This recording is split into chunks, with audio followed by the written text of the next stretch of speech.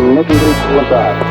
6, 5, 4, 3, 2, 1, 0. All engine running. Liftoff. We have liftoff. Today I'm joined by Sarah Chapman, the award-winning facialist and entrepreneur behind her namesake skincare brand. From treating some of the world's most famous faces, Sarah has taken decades of hands-on experience and transformed it into a science-led product line. So let's find out why she's a lady who launched.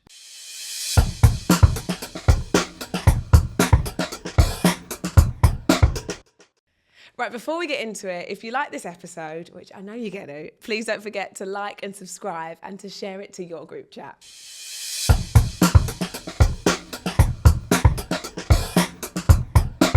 Thank you so much for being here. I feel so lucky to sit and talk to you. You know that I'm a big fan anyway. You know how much I love your products and your facials. Thank you. So it's so nice to talk to you not being like this. Yeah. We can look at each other face to face instead. One thing that I sort of discovered quite quickly when I started this podcast, that actually when I sit down with these incredible women, we talk about everybody's stories, but actually what I realised quite quickly is that their earlier lives always have a big impact sort of across either the business that they run or the person that they are today. And I think I'm always so interesting. We have these conversations and I'm like, well, that makes sense because you've kind of always done that. Or, you know, it's kind of, it really, really interests me. So let's talk about your childhood and the Sarah before we knew of you. Yeah. Funny, because I really had to think about that and think about what are the things that are sort of relevant. And I spoke to my mum the other day, so she's told me quite a few things that I'd completely forgotten. So I moved a lot when I was a child because of my dad's work. So we sort of changed homes probably every 3 years. Wow. So I think that that's probably why I like change. You know, a lot of people are afraid of change, but actually I really like change. So we were always in different countries. We were always living in different places, and my parents were kind of hardworking. They both left home when they were 15, I think. Right. And then they were really determined to kind of create a life for themselves. So my dad he worked, and then he often had evening jobs, and my mum always worked. So I think being around that all my life as well has probably given me the kind of the really determined work ethic. Mm-hmm. Working was normal. And also, you know, we talk so much, don't we now, about females and working. And my mum was always working. So to me, that was just natural. Yeah. So that was the kind of environment that I was in. And I started to get into sort of beauty things quite early on. And I didn't really realise or really think about this, but my mum was telling me yesterday, I was talking to her. So then one of the places that we lived, I used to have to go and pick up all the rose petals when they fell from all the rose bushes. And my mum used to make rose wine out of them. Wow. But I also used to get sent to pick up the horse manure as well. So I kind of had a combination of different smells. And I do remember that. I don't think you forget something like that. And the smell of do you know really old-fashioned roses? Yes. Where you get almost a granny rose, and it's dewy and it's fresh and it almost like makes your mouth water. Mm. It was those kind of really pale pink, pretty sort of succulent roses that they would then make wine out of. But I'm sure that, because if we look at my products and everything now, there's rose in pretty much most things. And I think thinking about that's probably where those smells came in. And then they lived in Spain for quite a long time, and they had 3 frangipani trees in the garden. And if you pluck a frangipani flower from the tree, it almost secretes this milky fluid, which smells like that vanilla-y, creamy, sort of cashmere-y frangipani. I've also got that in my overnight facial. So these are sort of things that were when I was much younger that I probably didn't actually really think about until... Yes. I listening to your podcast, knowing we were going to talk about childhood, kind of brought all this into one sort of space. I thought, actually, that's really interesting. Yeah, and it's almost like tapping into kind of what you were learning at the time, but like subconsciously and not really sort of that registering. Yeah, and that actually obviously then got into my sort of senses. And we all know, like with smell, it's it triggers so many different things, doesn't it? And it triggers memory, and it gets into the limbic system in the brain, and so it does things to you. That's why if we smell something, it can take us back to different experiences. So obviously those were planted in those sorts of early years when I was between sort of 6 and 10. My parents then moved to Norway. And there they settled because he changed his job, my dad. So they settled there for 20 years. So from the age of 11 upwards, that was my home. Wow, that's and so interesting. Yeah, and Norway is such a beautiful country, but completely changed life. I went to boarding school when I was 6. So I was very young, but it was because of where they were living at the time. So I spent a lot of time with my grandparents at weekends, that sort of thing. So, and then big holidays with my parents. So we have a really strong relationship because I think every moment that you were together was so precious. Quality time. Yeah, so I'm very close to my parents. But they encouraged me really, I suppose, to just sort of do whatever I wanted to do because I was quite rebellious. So at school, I was always in trouble. And everyone's like, really? I don't see that, yeah. I know. So I was in trouble all the time. I was kind of always the naughty one, leading everybody astray, get into trouble for drinking, get into trouble for dyeing my hair purple all the time, wearing too much makeup. I remember in one of the sort of parents' evenings, my geography teacher saying to my mum, I think Sarah might go and work in Boots. Yeah. And I think I must have been 16 or something. Yeah. And it's like, because I was constantly, I think my Saturday afternoons were spent in Superdrug, actually, in the makeup area. And I would kind of spend all my money on getting makeup, and then I would do whatever I could. And now I look at the pictures and I think that was a very interesting style. It's all character building. Yeah. But actually, when I got to the end of school, they did this thing where they kind of put in, I don't know if you answered a questionnaire, I can't exactly remember, and they put in the details of what subjects you'd studied, and it would come out with, this is what you should do with your life. And mine came out as a lorry driver. What? Yeah. So I'm sitting at school and they're like... What were you putting in? I don't know.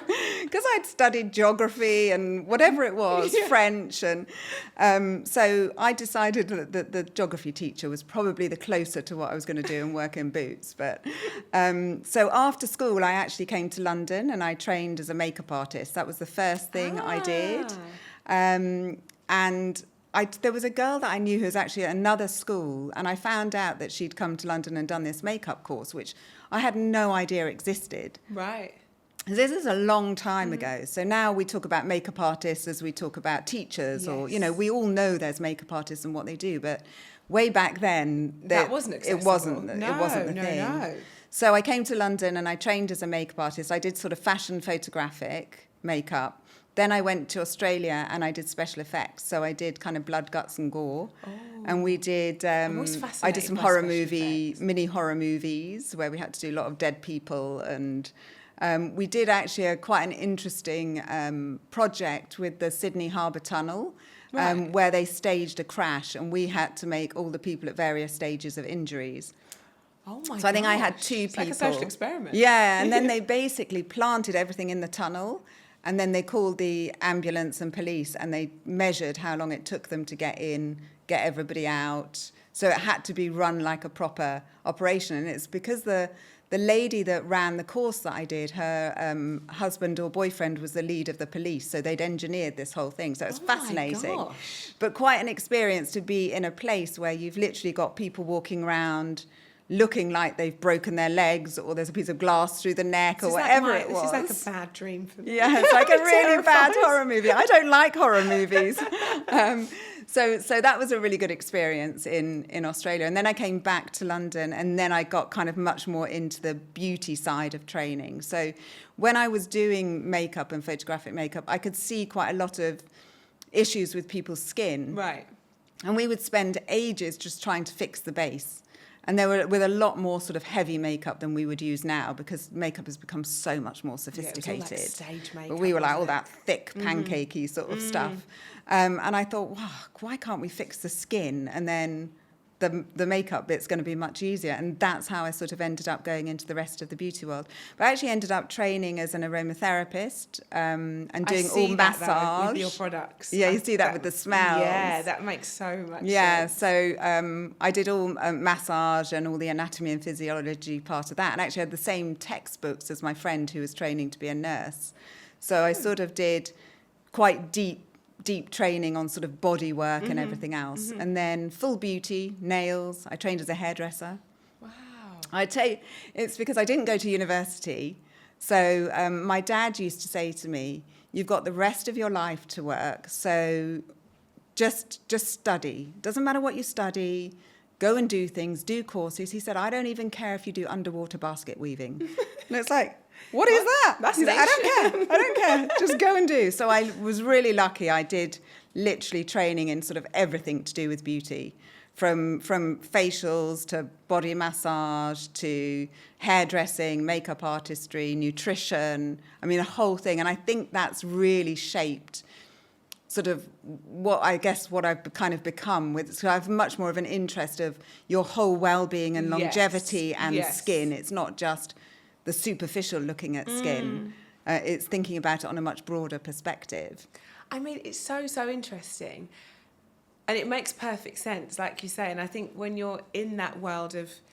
And I think it's actually so much more common now, because I'm talking like years of like that girl band makeup, which for me was like really like uniform and really stage makeup. But now makeup artists care a lot more about the base underneath, because we all know that actually, of course, good makeup can only shine if the skin is good, right? Yeah, exactly. And I think now it's a conversation that I think is sort of filtered down a lot more. And then also with that, like you say, good skin, of course, using the right products and getting the right treatments, but also what you're putting into your body. I feel like the conversation now is a lot broader than it once was, that we're really aware that it's all part of the well-being too. At what point did you, because like you say, you've then studied and been a sponge and sort of absorbed all this information and studied in so many different areas. At what point did that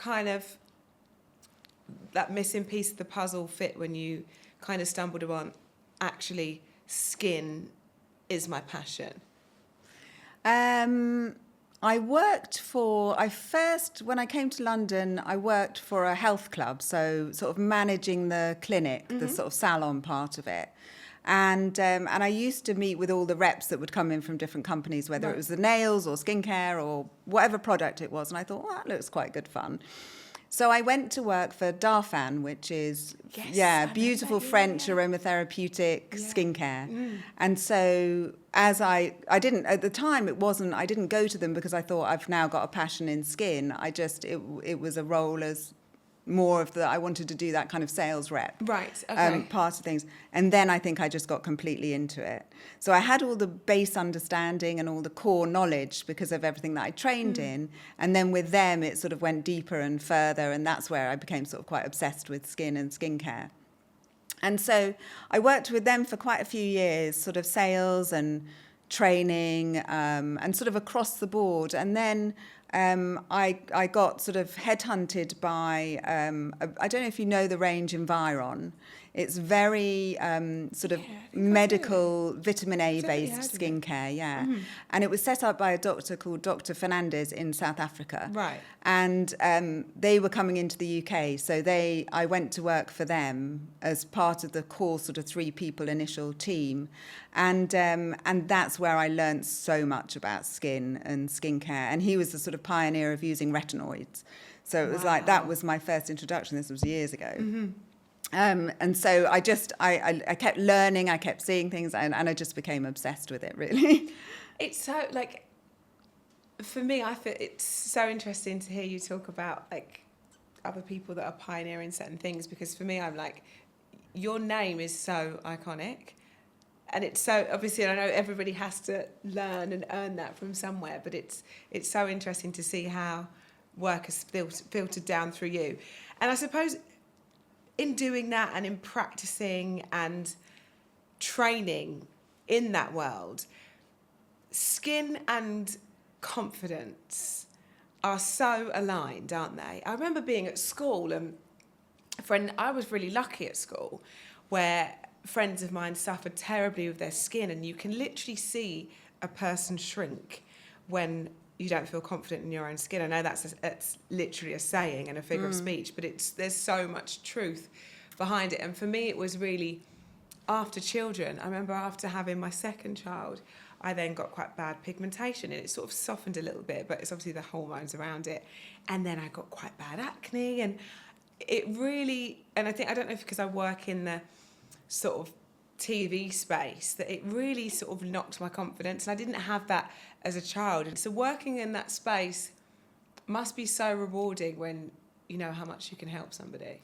Yeah, 100%. And I think you absolutely nailed that. It can literally, people can shrink if they lose all their confidence in the skin. You can give somebody a facial and they're glowing and they come out and they literally blossom and they feel amazing. And there's so much of a link between that sort of psychological well-being and the sort of physiological kind of part of skin. And we talk quite a lot about how we treat both the physiological and psychological, because you get all the physiological benefits of key active ingredients, skincare that really works and everything like that, but you get that psychological from the smells, the textures, and in treatment room from the touch. You know, when somebody comes in, it's not just about skin. It's about how are they today, how are they feeling, what's going on with them. They come in with a load of baggage of something. You've got to help sort all of that out for them at the same time as actually sorting out whether it's to do with redness, rosacea, acne, pigment, whatever it is that's actually physically going on the skin. So I think that you can make a huge difference into how people feel. And as a sort of practitioner, that makes you feel good, because there is actually something that happens if you receive gratitude from somebody. It actually releases serotonin, dopamine and stuff in your mind. So you then start to feel better, and it creates this cycle of well-being and positivity. And I think that's, you know, people still say to me, why do you still go in the treatment room and do treatments? You know, you're so busy with everything else and with the brand. But for me, that's where that whole thing happens. Yes. And if you get somebody who uses the product and then says, I use it and it makes me feel so good, and thank you so much, that feeds back to you, that helps you to feel better and more confident and to release those kind of great hormones and the feelings of sort of feeling good. Yeah. So I think skincare and any kind of treatment side of things is all about confidence, well-being, feeling good, and you're sort of tapping into all of that, as well as actually, can we fix a spot or a line or a pigment or a bit of redness or zap a vein or whatever it is that we need to do. How, after working for other companies, and then obviously I suppose your love growing and that sort of your bond with skincare and the treatments growing deeper, when did you sort of, was there a light bulb moment that you thought to yourself, okay,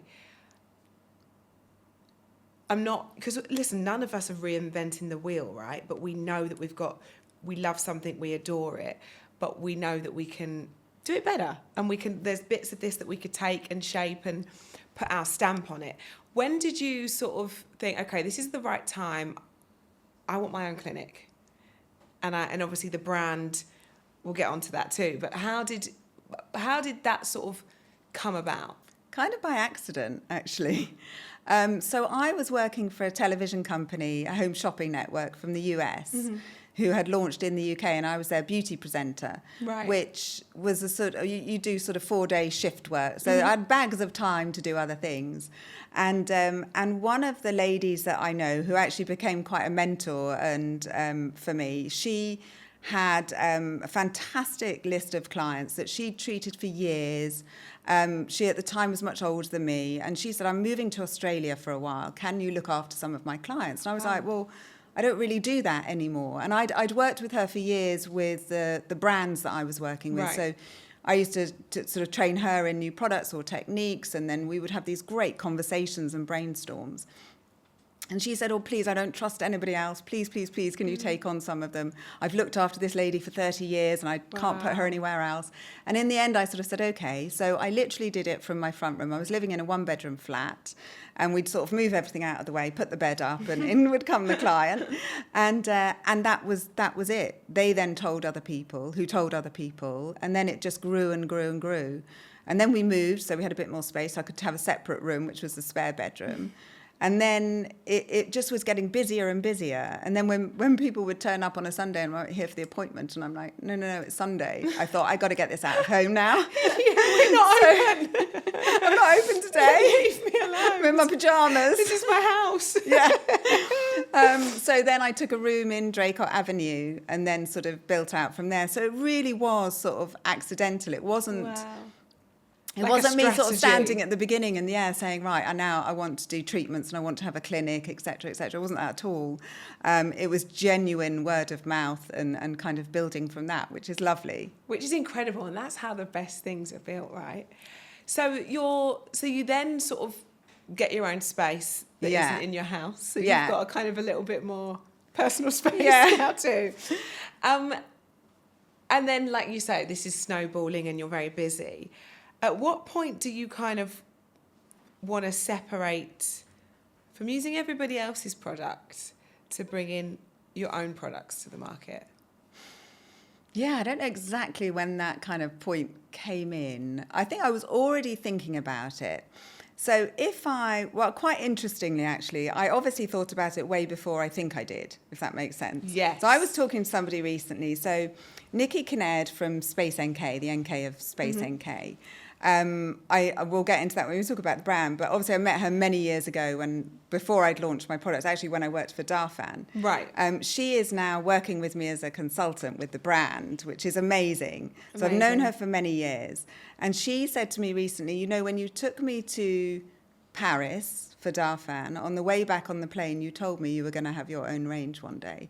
And I'm like, no, I didn't. I didn't know about that when I worked for Darfan. She said, yes, you did. So it's really interesting. So obviously it was in there somewhere, right from way, way back.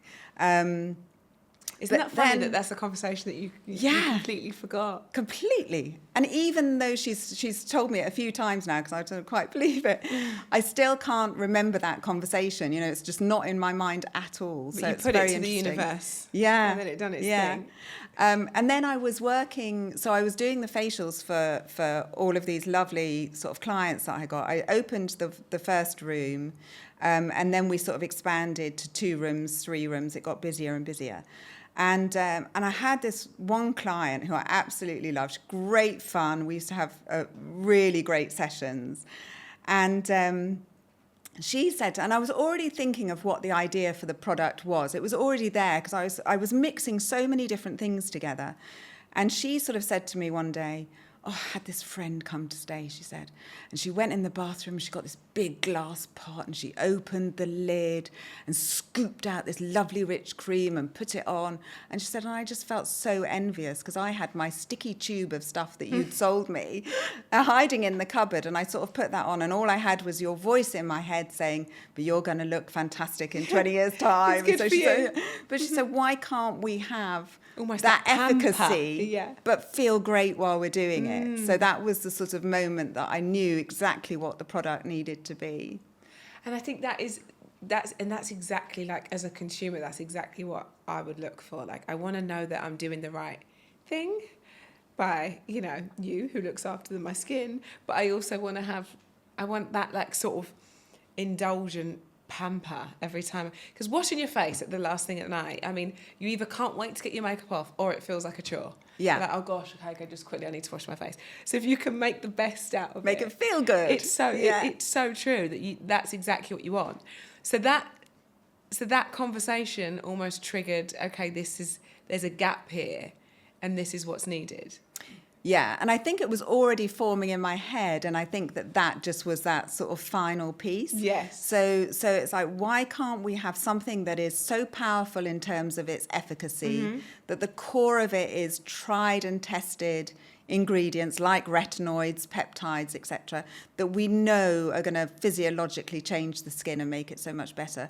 But at the same time, can't it look beautiful in its packaging? Yes. Can the textures feel amazing? Can it smell fantastic so that every drop that you use, you get that psychological benefit? You feel good. Bring the pleasure back into skincare. Take the chore away from it. So that was the whole sort of thinking of the sort of concept of the products and what I wanted to try to do, which we were already really doing in the treatment room, because every sort of treatment we did, even if I was microneedling, which I started doing like 20 years ago with my clients, they were wrapped in a duvet and a cashmere blanket. Everything was soft, everything was beautiful. They were feeling good. And I would mix in Santa Maria Novella floral waters with things. So I'd get that rose water, which probably goes back to that childhood memory. And then I used to have sort of oils like Darfan type oils, but I'd mix them with the sort of technology of retinoids and Environ products and some SkinCeuticals at some point that I kind of bought in. So it was mixing those kind of cosmeceutical products with the beautiful oils and textures. Yes. And then and then during the treatments, people would say, obviously afterwards, God, my skin's improved so much, my skin's so much better. But all the way through the facial, they're like, oh, that smells nice. Oh, that feels good. What's that? Oh, that's nice. And then they'd go home with the products which were much more functional. Right. And then miss the elements that they were getting in the treatment. Yes. So there was a real sort of disconnect between the two sides of skincare. Yeah. And when I created the products and I first talked to Space NK about them, there was no section to put them in. They didn't know where to put us. That's so interesting. Yeah, whereas now there's lots in this space. Yeah. But they literally didn't know where to put us. And why? What was... How did it look in Space NK at the time? They had either the doctory scientific brands, or they had the sort of more natural or plant-based Darfan, things like that. They didn't have... like that sort anything of that was a hybrid. Yeah. Yeah. That's so interesting. So I can't remember, I think they put us basically between the two. Yeah, so you were literally bridging the gap. It's are you science or are you natural? Well, we've actually got a bit of all of it. Yeah. That's so interesting, because now you go into a Space NK and there are so many sort of brands that have also tried to claim that space, which is so interesting that you were the first. You were there. This is where I always think it gets interesting, because either your brain is skewed that way or it isn't. You're so well versed in the product and the treatment and the kind of process of it all. How, when you realise that you want to create the product sort of strand of the business, how did that look for you? Because obviously you know what you want, and in terms of development, and sounds like you were blending your own potions and lotions for a long time before that anyway. But in terms of the business side of it, did that feel daunting to you?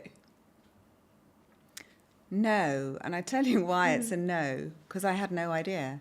I was completely and utterly naive about business. If you didn't know what was so I'd been in sales, I could sell something, but I didn't have any idea at all. And I think in a way that's the beauty of it. You know, they say if it's like that, if you're that naive, it's actually really great, because otherwise the fear factor would come in and you would think, I can't possibly do that. Yes. Whereas I didn't have that. I just didn't have it. This thing was in my head and it wouldn't go away. And I kept thinking about it. And in the end, I thought, I'll just give it a go. What have I got to lose? And then I didn't know where to start, what to do. Yeah, so that's what always fascinates me. Where did you start? What was your this is what we're going to do? Was it like visual first, or was it, well, it's always been product first. You've kind of been doing that all along. But what was your first port of call? Well, I trained in cosmetic science. Right. So I went to study, because I thought, I know about products. I've been using products my whole time in treatments. I know about skincare, but I don't really know. Right. I can't look at the back of a pack and understand an Inky list. I need to learn this, and I need to do more. So I went to college and I did cosmetic science. So I was in a class with people who were working at Coty's and Unilever and wherever that were proper sort of chemists. I had no idea. But I learned a huge amount, obviously, in that. And just about the language of it, how it works, but also the language of it, and know what a homogenizer was and how you can create an emulsion and what's the difference between a oil in water emulsion or a water in oil emulsion. So to get the actual science behind it, but then to be able to converse with the chemists. So I think that it was sort of learning that piece was hugely important, because when I went to actually start developing the products, I knew what could be done and what couldn't be done. Yes. And so I wasn't white labeling a product. I wasn't taking something which was sort of off the shelf or simple. I was able to really craft products that were completely different and completely unique. And was that in the order of, okay, I want a product-based business, I'm going to go and study? I think so, yeah. Yeah, I think it's so impressive. It's so impressive, because at that point, normally people would say, if that's not their strength and what they already do, okay, who do we find here to help us bring this to light? But to actually at that point go, okay, I'm going to learn about it. Yeah. I mean, it's incredible. Absolutely. But that's, again, probably goes back to your dad saying, keep learning and keep probably keep pushing yourself in that direction. And I think that, you know, when I was sort of, I guess, about sort of 15, 16, my mum says, you know, school holidays, I'd be mixing up strawberries, oats, bananas, eggs, and making face masks and putting them on her. And I actually, at the end of my beauty college, the sort of final project I did was actually all about raw ingredients and what they could do, like oats full of beta-glucan, so we know it's anti-inflammatory, it's good for the skin, lactic acid in milk, the seeds in strawberries were whitening for toothpaste or whatever, and this whole sort of project I did was based on that, and I made recipes. So my formulas have got a bit more advanced now, that's for sure. But that was way back when I was like a teenager or just gone out and gone to college. So amazing. There's definitely a sort of history, and I quite like creating things. Yes. I was quite crafty when I was a kid. I liked school holidays. I'd make things or draw things. So I kind of like creating stuff with my hands. So and just being hands-on and being creative in that way. And what about the other side of business? Because as I said, you either tap into that creative side or you're like the numbers and the finance and the planning and the strategy. Is that something that comes naturally to you? Not necessarily, no. It doesn't me. Definitely not the financial part of it. I've always had a brilliant person helping me with that. Yeah. And obviously I understand a lot more than I did at the beginning about P&Ls and everything else, but that's not necessarily my forte. On the organisational and execution and things like that, I'm not too bad, so I'm quite organised. So when I started the business, it was just me for quite a long time. So I had to do my first ever spreadsheets, organising stock, where was I shipping, packaging from, dealing with the orders, the POs, the invoices, getting that to the warehouse to get into the retailers. I did everything.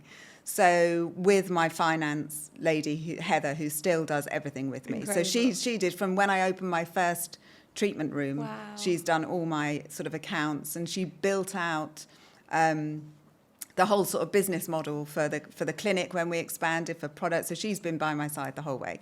And I honestly, genuinely couldn't have done it without her, because that's not my forte.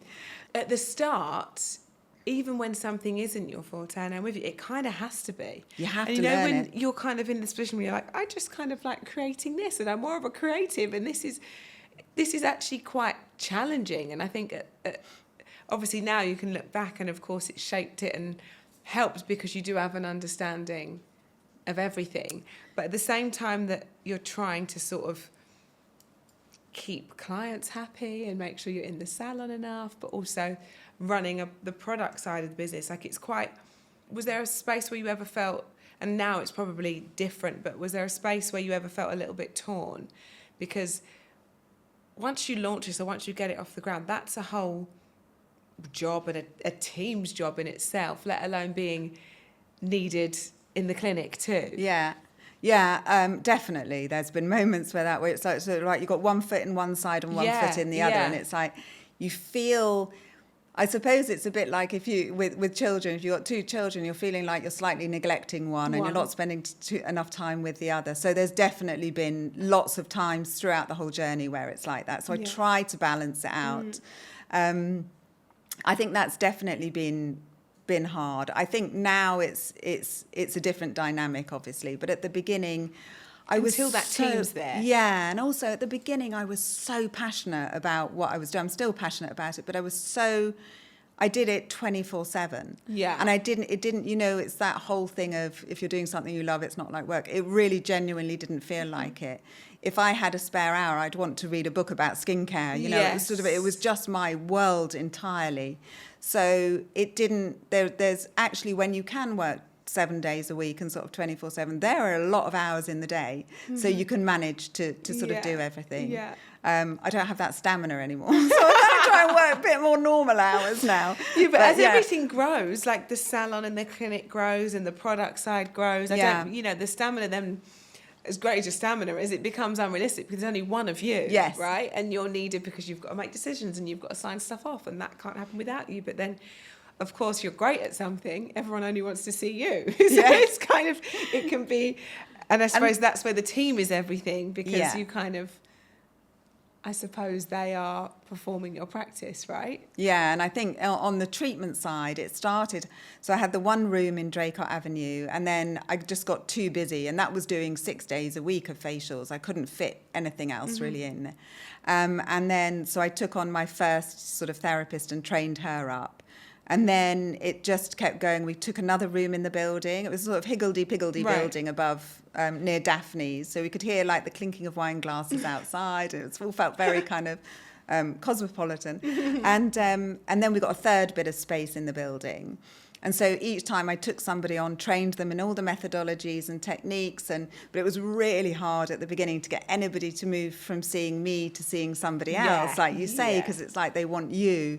But we've managed to do that through the years. And I think because I'm really particular about who we employ for treatments. They've got to have the fantastic hands, they've got to have the right manner, and they've got to have really good experience. But then when they come on board, we train them for another nearly 2 months. Wow. So we kind of almost strip back everything they've learned, and we teach them the massage movements literally by pinpoint of every single movement and stuff. So when somebody then ends up sort of saying, all right, well, I'll see somebody else because you're not available, they get a great treatment. So they're like, actually, I'm really happy to go in between the two of you. So over the years, that's managed to evolve to now sort of 9 treatment rooms and 32 therapists in the clinic and everything else. So I mean, that's what you call growth, isn't it? Yeah.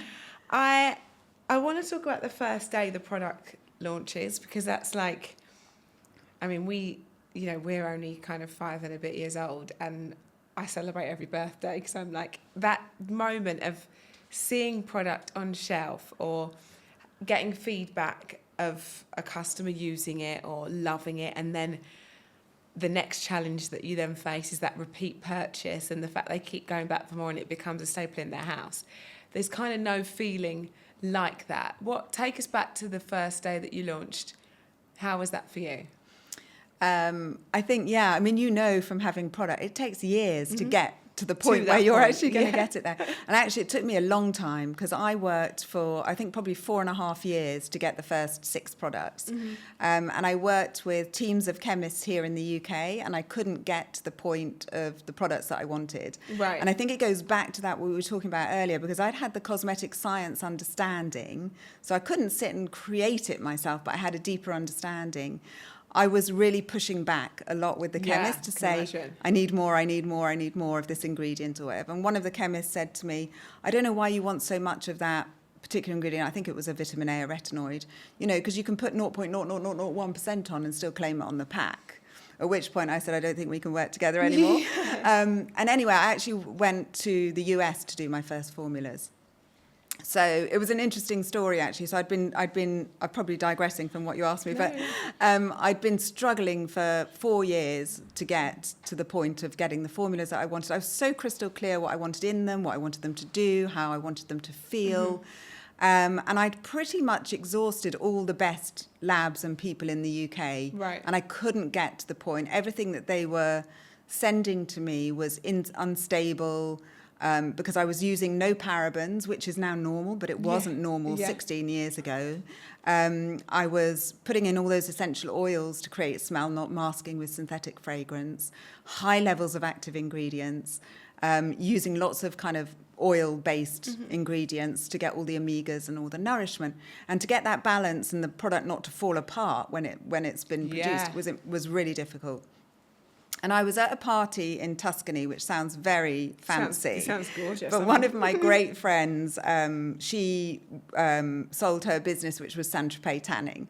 And she's got a lovely place in Tuscany. And she had a birthday party. And I was there. And she's just the nicest person and just has such an incredible group of connections and friends. And it was a 3-day sort of, or two or 3 days time. And I realised on the very last morning there was one person that I hadn't spoken to. And it had been such a social time. You'd made sure you talked to everyone because everyone was really interesting. And so at the breakfast, I spoke to this person who basically, in the conversation, gave me the name of my chemist in San Francisco and said, I think you should talk to this guy. And I phoned him. I think we got back. I phoned him on the Wednesday and said, look, this is what I'm trying to create. This is what I've done. I'm really stuck. And he said, prove to me you're serious. Get on a plane, come over here, and I'll give you 2 of my best chemists for a week. And that's what I did. So if I'd not spoken to that guy at breakfast, and it's fate, right? If I hadn't spoken to him, I would have never known about these labs. I just wouldn't have had that knowledge. It had been hard enough to find out about who would you go to in the UK. And so I went over, and that's where we sort of did the first formulations. That's crazy, isn't it? Yeah. But life has a funny way of like opening the right doors at the right time, if it makes sense for you. But also brave to just go, okay, sod it, I'm going to get on a flight. Yeah, I know. I know. I think I was very brave in those days. That was it, because it was that naivety piece. And I just had this, honestly, this sort of end of the road goal was that product, and I could see it. I knew what it was going to look like. I knew from the beginning it was that taupe colour. Wow. I had a jumper and I had a pair of trousers, and it was going to be that. And everybody said to me, you can't do your packaging. It's too masculine. That's not right. Skincare is white. You have to make it white. Gosh, and I was like, it was such a vision at the end. So you were asking about when I kind of launched and when I first saw it on shelf, which was in Space NK. Space NK is like the best beauty shop ever. And it was like, 20 years ago or 15 years ago, whatever it was. And because I'd been sort of presenting the product to Nikki throughout the sort of time of development, and she was really behind it, we got to launch in Space NK. Incredible. And so it went on the shelf. I could see it obviously on the shelf. And when I was standing in the store, somebody bought it. And that for me was the moment. You can imagine it, can't you? I can almost feel it in the gut now. It was like, it's like you just get shivers over your heart. And it happened the other day, and I was with the children, and they were like, Alea was like, tell them it's yours, Mummy, tell them it's yours. And I was like, no, we're just going to watch. And so, when you could see someone reading it, and I was like, she's either going to put it back or she's going to walk away. And she went, put it in her basket. Oh, yes. Such a nice feeling. It's surreal, isn't it? And when you've because you can become, the whole sort of process, unless it's like the people that really know you, it's quite lonely, and it's quite like until you're trying to get this thing off the ground and you think you're onto the right path, and for you the years and years in development, and it can become quite a lonely thing, particularly when it's all you think about and you're obsessed with it, and it's morning, noon and night. But then to see it and you almost hand it over to the world at that point, it's nerve-wracking, but it's so exciting. Yeah, because you're also thinking, is anyone going to like it? Yeah, are they going to buy it? I love it, but is anybody else going to like it? And then when they get it home, are they going to use it all? And then they're going to want it again when they run out? And it was interesting. And I think one of my big drivers to get the products to the sort of excellence or whatever that you want to call them is because I had that incredible client group who I'd been treating their skin, and I'd been using brilliant products on them. And I kept saying to myself, it's going to have to be better than all of those. Yes. Otherwise, how can I sell it to them? How can I, with integrity, recommend it to them if it's not as good as Environ, if it's not as good as any of the others? It's got to be better. Somehow this has got to be better than those, because otherwise I can't justify it. And then if they all come back and they want the other one again because they don't like mine, that's not going to work because that's going to be a big piece of the business. Yes. So my mission was constantly, I was comparing to everything that I'd ever used and thinking this has got to be better. It's got to perform better. It's got to feel better. It's got to look better. And you've got like the best focus group ever too. Yes. Like when you're using and testing these products, and particularly, the relationship between someone like yourselves and a customer, it's quite a special relationship, isn't it? So then you've got a trusted set of ears. You've got, you can test it in like a really safe space. Yeah, and a really genuine way. I mean, I think of sort of a handful of the clients who, some of them were looking at packaging for me. One of my clients had previously worked with Estee Lauder years ago as marketing director at Clinique. Yes. Like a long, long time ago. So she would look at stuff for me. I had others that would test product and feedback on textures and things right in the very early days where I sort of was just starting. So they not only could be great sort of feedback from their own sort of skin perspective and a client perspective, but I also had this connection to people who had such broad backgrounds or understanding or thinking, but also all different types of skins and different ages. So I was able, with the sort of client base, to have that, as you say, incredible focus group. And obviously, since that moment, the product side of the business has grown, of course. And what do you think? Because I was reading here, actually, reflecting on 2 decades in the industry, the product side of the business has grown, but like you say, a lot's changed, right? When you launched a Space NK, you kind of were literally bridging the gap, and there was nothing like it at the time because you were a mixture of everything. What do you think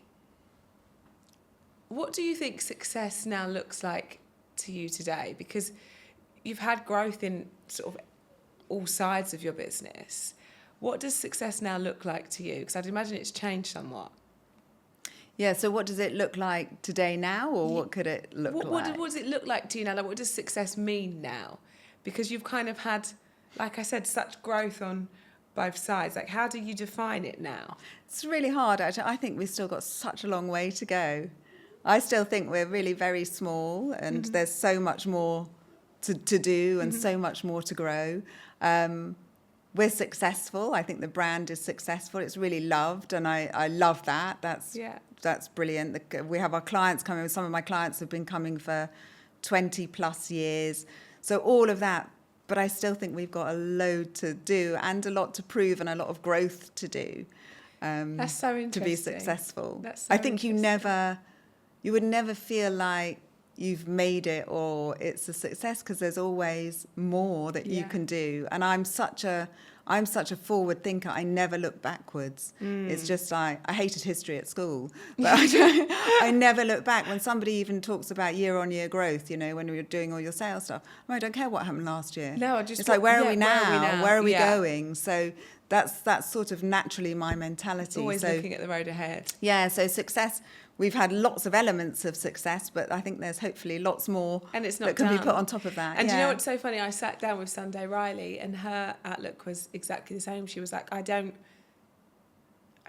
feel successful. She was like, I'm just, because I know what it's like to not be. So I'm kind of always in a place where I just want to keep going, and, you know, how does success look like next year? The same, you know, not looking back. I don't ever sit there and think, wow, we've done incredibly well. Yeah. That's a luxury that she's just said I've never had, even though, of course, we're in all of these retailers. And yes, I know we perform very well, but I don't feel successful in that way. And that's so interesting. I'm sort of the same. And people quite often will say to you, you know, stop and think about what you've done. And you're like, yeah, okay, it's quite good. And it's, you know, we're quite sort of humble. And you know, we're not this enormous brand. And so I think it depends on your personality type as well. Yes, agreed. And I'm just a worker. I kind of love working, and I enjoy it, and I love what I do. And so it's sort of, it's just always trying to do the best. And I think, you know, so much of what we do is about integrity. Yeah. And like, you know, if I'm launching a new product, I will drive everybody in the office mad, because they all think that we've reached the point where it's fantastic and we should launch it. And I'm saying, it's not quite there. And I think keeping that consistently, that sort of attention to detail and that real sort of integrity in everything that you do might mean that things take a bit longer, but actually you build something much more solid. Yes, yeah. So, yeah. And I think it's so refreshing to hear that, because I think we're in this generation now, and I see these like memes going viral, and they're like, done is better than perfect, or, you know, launch now, figure out the rest later. And I've always been like, oh my gosh, no, I just want to get it right before it gets to anybody. And I've always been of that mindset. But I think we're in this sort of, everyone wants everything yesterday, right? And I think particularly with social media, it's like, it will feel like you're talking about the same thing forever if you spoke about everything in real time, because when you work on something and there's a billion revisions, it takes years. Yeah. And I think it's all kind of about getting it now and everything being so accessible, that I kind of love that actually, of course, good things come to those who wait. I know, almost like we're like the tortoise. We're the slow and steady race. We're getting there in our own special way, but we don't compromise on anything. We keep staying sort of true to our vision, true to our lane. You know, if I look back at the facials that I was doing 15 years ago when we launched the products to what we do now, it's very similar. Okay, we've got more technologies that we can bring in and things like that, but actually we're staying very, very true to it. We haven't sort of diversified into lots of other different things. And I think if you do that and you keep sort of sticking to your goals, I guess, you might be a bit slower. But it's also so interesting. When I look at businesses now, you know, so many things that get launched with investment and VC backing from the beginning or after the first year or after the first few years. It wasn't like that when I launched. Nobody talked about investment. So I haven't had any investment to this day. So wow, that's incredible. Yeah, it's a very different space. And so you do grow much more slowly, you grow organically, you consider every penny that you spend because that's out of your pocket, you reinvest consistently. And I think that's a very different space to that very fast new world that you're talking about, where it's like, let's make it happen. Let's not think about it too much. Let's launch this. Let's make it happen. And outside noise can be really distracting. Like I always think, and we talk a lot on this podcast about, you know, startups and how that looks. And there's so much that you see on Instagram with, you know, after the first year we did this, or after, and we've got this big new shiny office, and you know that isn't necessarily reality. And it's okay if it takes you a little longer.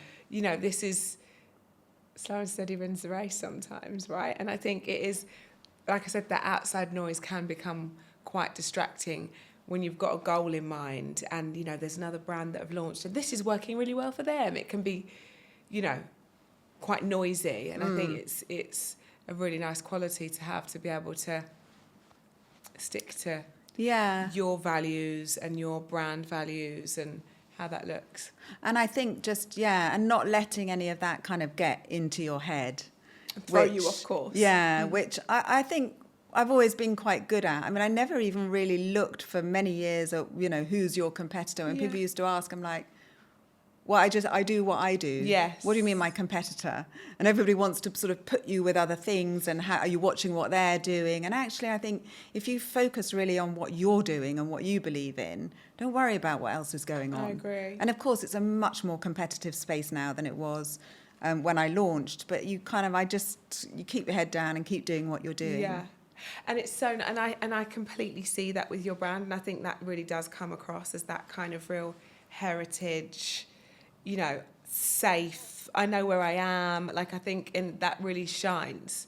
I don't feel like, oh, what's this? Is this going to be any good? I feel like everything is so considered that as a fan, as a customer, as a consumer, I think you really see that, which is great. Nice. And that's interesting because trust is a word that's used a lot with the brand and with our clients. And They're your like, name. If you do it, I trust you. Exactly, which is lovely to hear. Thank you. About you. It says a lot about you.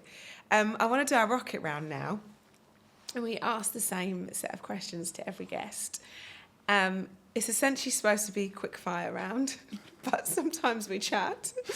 The first question is, what are the non-negotiables for launching a business? For me, I think it's resilience and tenacity. Ooh. Because I think you can have all the passion in the world about what you're going to do, but if you don't have those, you'll never have a business. So true. Because I think of those early days when I fought for the formulas and everything and all the challenges we've had along the way. I mean, the lab that we did all our original formulas with wouldn't give us the IP despite the legal agreements and everything we had with them. So I found my original chemist. I set him up in a lab in LA. We re-engineered the formulas. And then we went to move them to a new factory in France. Just after we'd done that, the factory burnt to the ground. Oh, God. We got all our packages there. Everything was delayed by 18 months. You know, there's stuff that happens all the time. This year, we were due to launch our vitamin C serum at the beginning of the year. That entire production was coming over in a lorry, and it got robbed at gunpoint in Kent. So we didn't have that. So, you know, you've got to overcome these challenges all the time. And then there'll be other little challenges that happen every day. Running a business, it's like a series of problem solving. Something's happened. How are we going to deal with that? Can't get there in a straight line. How do we get round the side? Yes. So you've got to have that tenacity and resilience to just keep going. You're right, because passion alone, you can be passionate all you want, but if you can't get back up every time, kind of you'll have nothing. Wasted. Yeah. When did you first realise that you truly launched? Well, I think as we were talking about earlier, with a product, it's easy to identify that almost, because it's literally when that product is made and it goes on the shelf and somebody buys it. Yes. But actually also in the first 6 months after I launched, I won a CEW, Cosmetic Executive Women Award for Best New Brand. And that was I think it was after 4 months. Wow. So those two things, I think, launching and seeing it on the shelf in Space NK and then winning that award. We've got something here. Yeah, people are getting this. Yeah, exactly that. What's the first thing you do when you wake up and the last thing you do before you go to bed? First thing when I wake up, stretching. Literally as I get out of bed, it sort of starts. Right. So easing everything up and stretching everything. And then I sort of have quite a morning routine. And then in the evening, massaging Ultimate Cleanse into my face, washing it, and then lashings of overnight facial as I slide into bed. Overnight facial sits by. That's my routine. All the things. Is it? Yeah. And I've got one of these little things now that I put the overnight facial on. You're probably going to tell me this is not what I'm supposed to do, but I'm just going to be honest. Is it Medicube? And it's like a little... I know, I've seen it, yeah. It's supposed to get the skincare in even more. So I put the overnight facial on and I go in with that. Nice. And that's what's on my bedside at the minute. That's become my little... Nice, I like it. I haven't tried that gadget, but I have seen about it and I keep thinking I should try it. It's got lots of different technologies on it, right? Yes. So, yeah. Like the red, like the blue, like all the kind of different ones, but I've actually really, really like it. Yeah, good. Yeah. An overnight facial is like, my clients call it the full stop at the end of the day. It's so... Because they're like, whatever's happened, the minute that I inhale that scent... The smell. Yeah, and that's where that's jasmine rose, frangipani, tuberose, the exotic sort of... And then that cashmere-y texture. To me, it smells like a spa day. Yeah. It's like that vibe, isn't it? It's like that smell of like a spa. So you go into sort of relaxation. And that was one of the first products I launched, and it's a #1 oil in Space NK. And it's been our #1 seller since the day we launched. That's incredible. I know, people love it. It is incredible. I do remember in the early days, some of my clients saying, I was at a drinks party the other night, and they were obviously all your clients because all I could smell was overnight facial. You need to do a candle. Yes. You need to do a candle, exactly that. What is one piece of advice that you wish you hadn't listened to? I don't think there is one because I didn't listen. Love it. I literally didn't listen. If I did, overnight facial wouldn't be called overnight facial because everyone said nobody will understand. You need to call it a night cream or something. I know, and now everybody says it's a genius name. Take the fun out of it. I wouldn't have had the colour packaging I've got. It would have been white, boring packaging. I probably wouldn't have had the brand if I'd listened to people. So I think I was a bit, I don't know what to say, not obnoxious, but I was just so kind of in my own space that I didn't care what anybody else said because I thought I know what I'm doing. I love that. That naivety piece. Yeah. So not from an egotistical way. It's much more of a naive, but no, I've got this thing at the end I can see and I'm going to find a way to get there. But that's like the most part of being an entrepreneur, right? You can see it and not at the beginning, not necessarily everybody can. Yeah. But then they jump on when they, and some people are a little bit more visual. And you also, had it in there. Yeah, because if you're doing what everyone else is doing, then you're not challenging the norm, and then you're not innovative, and you're not bringing something new to the market, because actually you're just doing what everybody else is doing. So you almost have to not listen to other people. And just people have to be ready for it. That's kind of what it comes down to, right? What's a skill you'd love to learn? For me, well, it's probably loads. I actually always say, you never stop learning. Yeah. I say it to my therapists. It's like, you never stop learning. There are so many things I'd love to learn. But I think an area where I really would love to understand more is tech and AI and everything in that, because I'm hopeless with tech stuff. Great if you give me a laser or something in clinic, I can tell you all about that.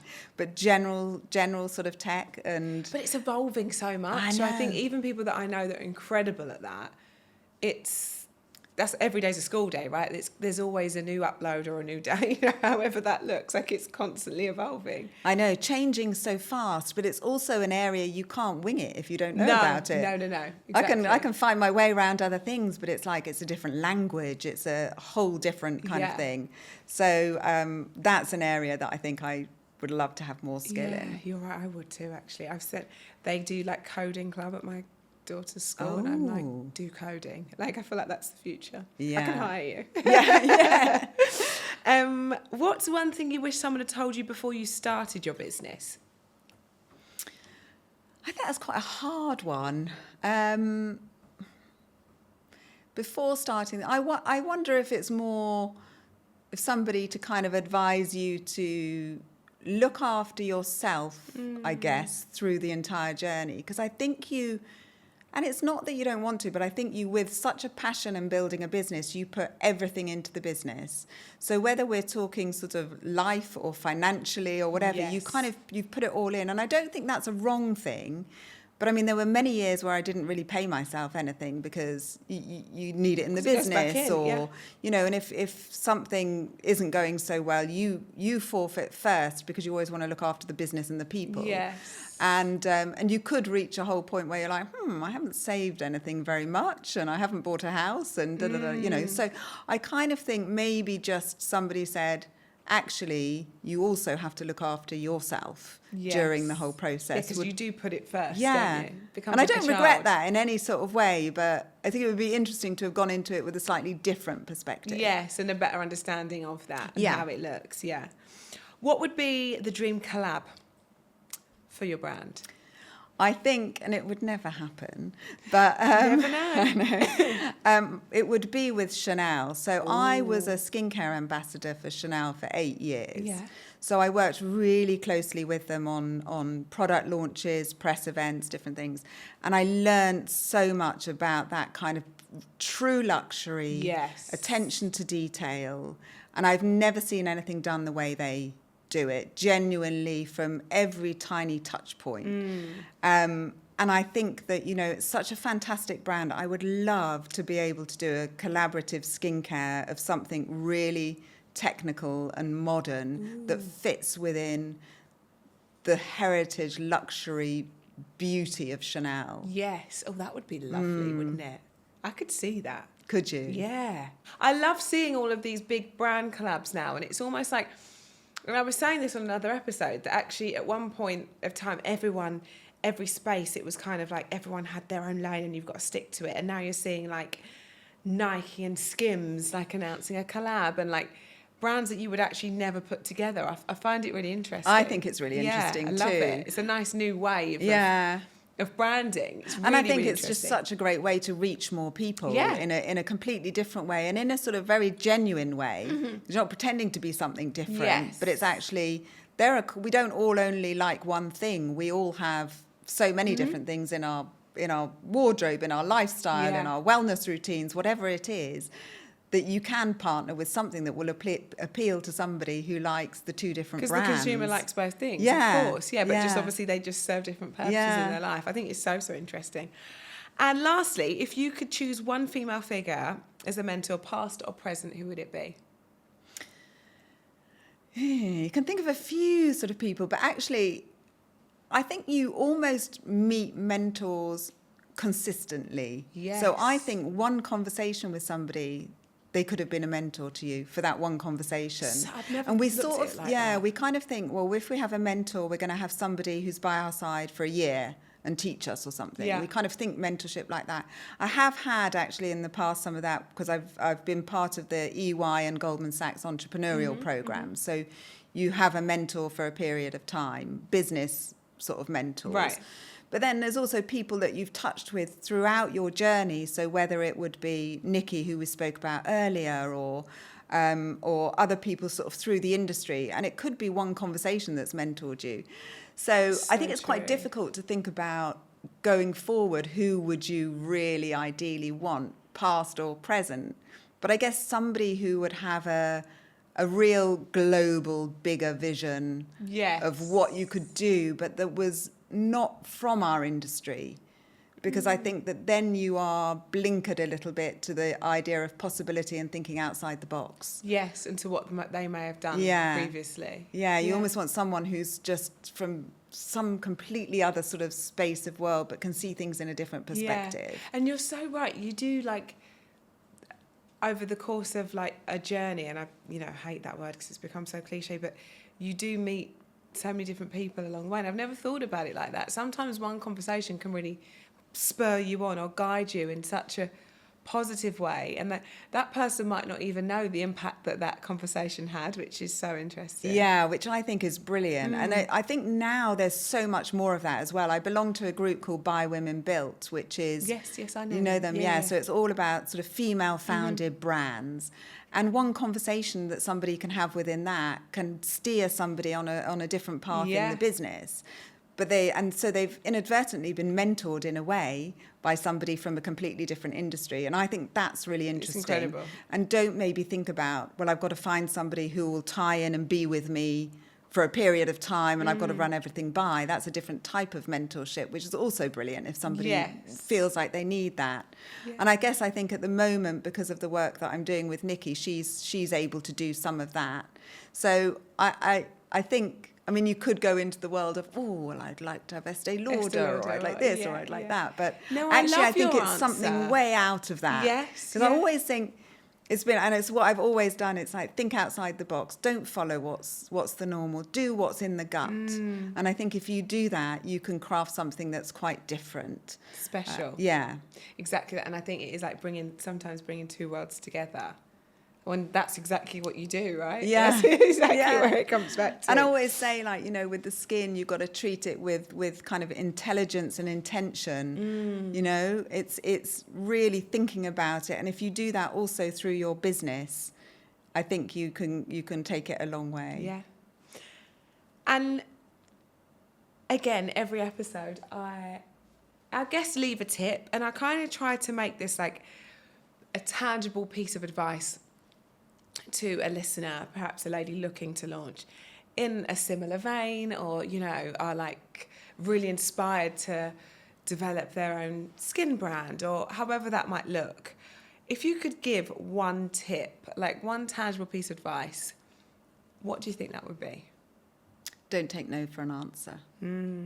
So I think if somebody says no to you, genuinely to me it means no, we can't do it, but there probably is somebody somewhere else that can. And I think I learned that.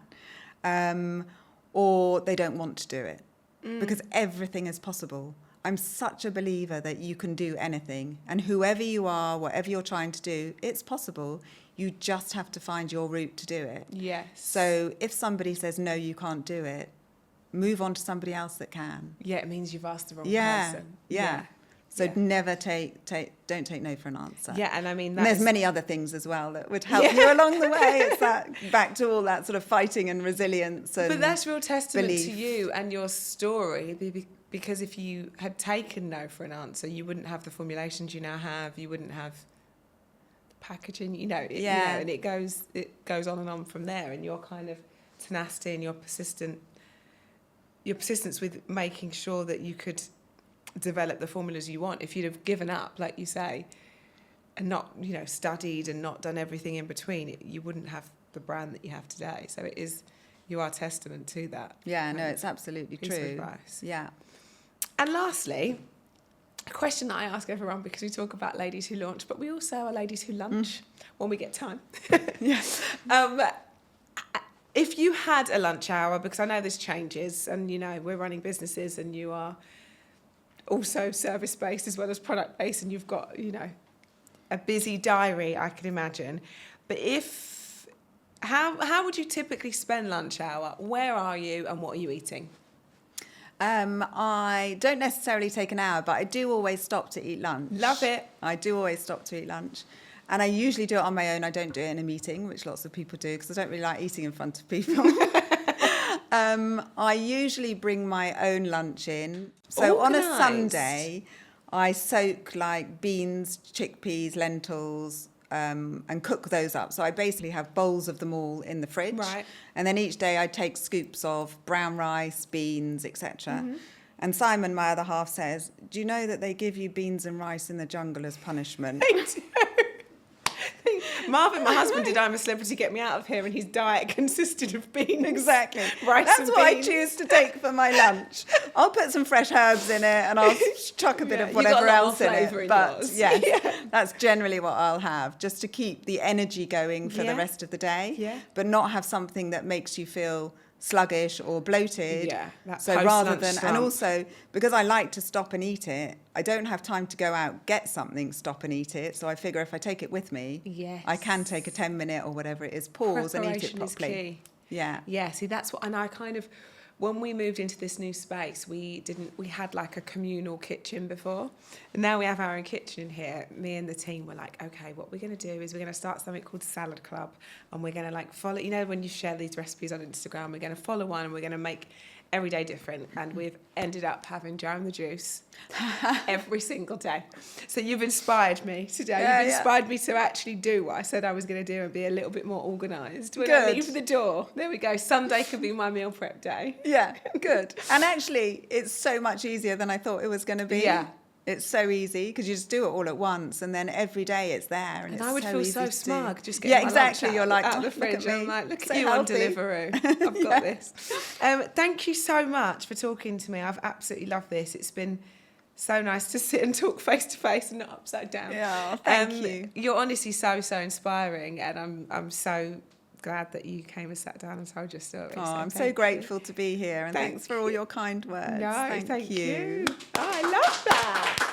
Thank you so much.